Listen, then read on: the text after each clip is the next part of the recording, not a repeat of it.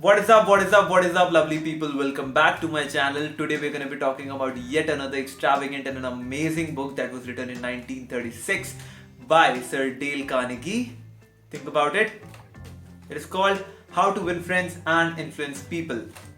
Well, I've divided this book in 4 different sections or 3 different sections depending on how many videos I'm going to make on it. This is the first section and it will comprise of 12 chapters. This is how it is there in the book. Don't post out at me, let me explain it out first.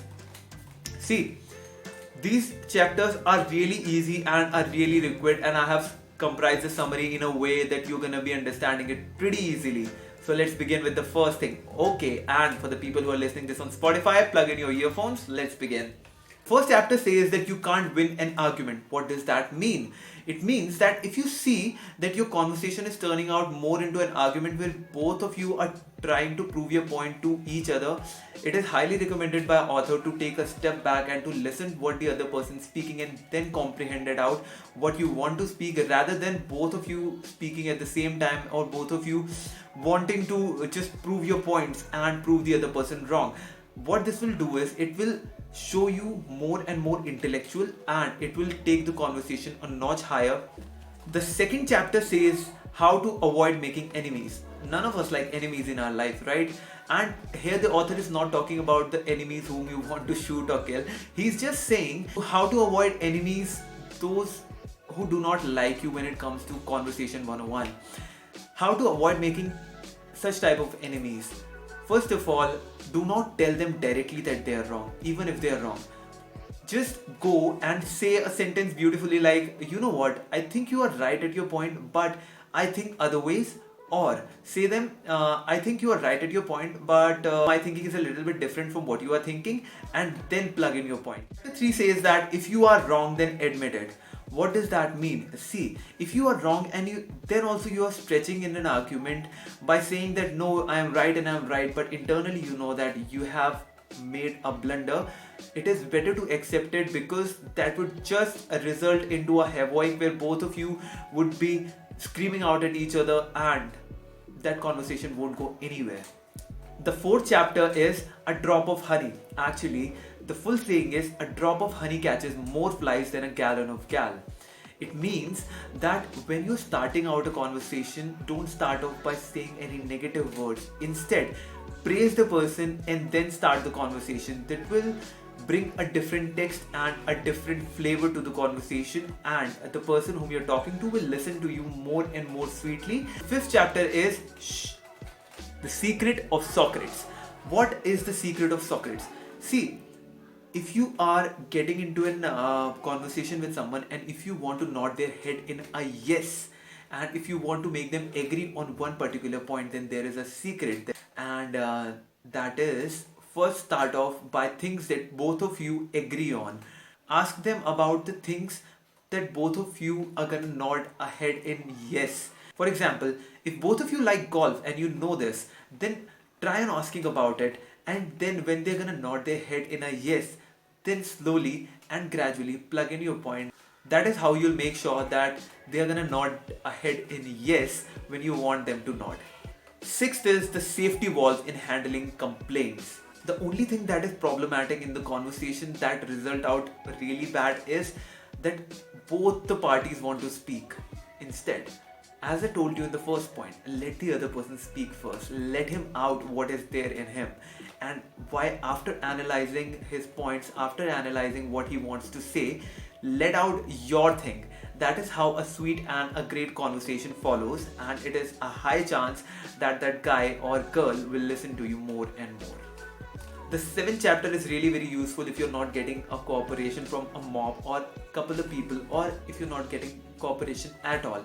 First of all, ask them out that what are the qualities that you expect from me, and once they let out their thing, you say that these are the qualities that I am expecting out of you. That is how both of you are going to make sure that both of you know what the other person wants, and so you're going to be moving in that very direction. Chapter number 8 is the magic formula. The magic formula over here tells that who is right and who is wrong. First of all, Try keeping yourself in the person's shoes so that you understand the situation from their point of view, and you are not having a rational point where you are just making decisions based on your thinking, while as you are having a irrational perspective where you are thinking and listening to the other person, and you're seeing the situation from their point as well, so that you are able to make the right decision at the right very moment. Chapter 9 is what everybody wants. Think about it. What everybody wants. Everybody wants people to understand them, people to know that what they are feeling, what is their perspective. So when you're gonna say something like, sir, I can totally understand how you're feeling, and if I were you, then quite possibly I would have felt the same way. Boom. What just happened?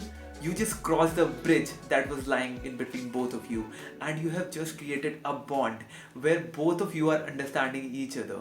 And now you're not completely scattered while you understand the other person, and he's having his goodwill towards you that, you know what, this person understands me and I'm gonna be nice to him. So be nice.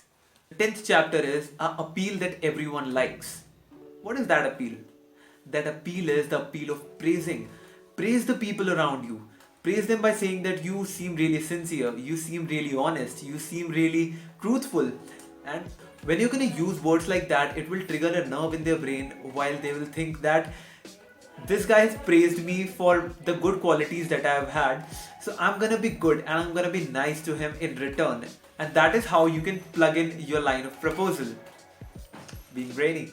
This chapter is when movies does it, TV shows does it, and all the advertisement does it, then why can't you, man? What am I talking about? I'm talking about dramatically presenting your ideas.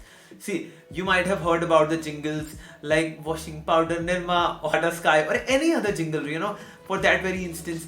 Now, this is making the conversation, or this is making the talk very, very interesting, because it is bringing a different thing in the conversation. Now, I'm not asking you to sing a song in between, but I'm asking you to draw or to present your ideas viably, to present your ideas dynamically. As I am doing right now, I'm using my hands, I'm using these overall gestures to make you explain that what I want to speak. You should do it in the same way. You should create a drama out of what you want to speak, so that the person is becoming more and more interested in saying that, yes, I want to learn what you are saying. Right? 12th chapter says, if nothing works, then try this. See, if in case you are having a company, or if in case there are a lot of employees that are not working efficiently to the potential that they should, then what you should do is, you should light a fire of competition in between all of them.